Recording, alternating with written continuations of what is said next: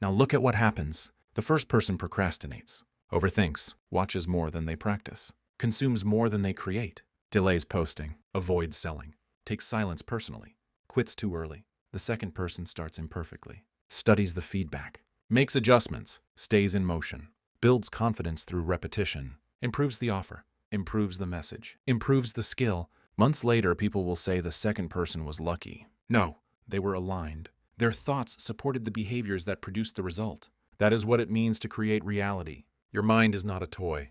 Your mind is a tool. And whatever you keep feeding it, it will build around. If you keep feeding it hopelessness, it will build a prison. If you keep feeding it possibility with discipline, it will build a path. This is why what you feel and believe becomes your world.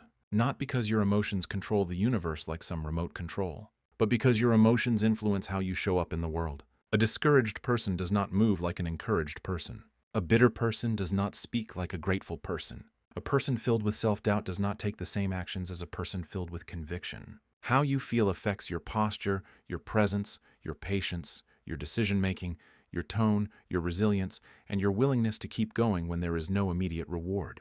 That is huge, because many people are not losing because they lack talent. They are losing because they keep emotionally agreeing with the version of themselves they say they want to escape. They say they want abundance, but emotionally live in scarcity. They say they want confidence, but rehearse insecurity every day. They say they want discipline, but keep identifying as someone who struggles. You cannot repeatedly identify with weakness and expect to consistently produce strength.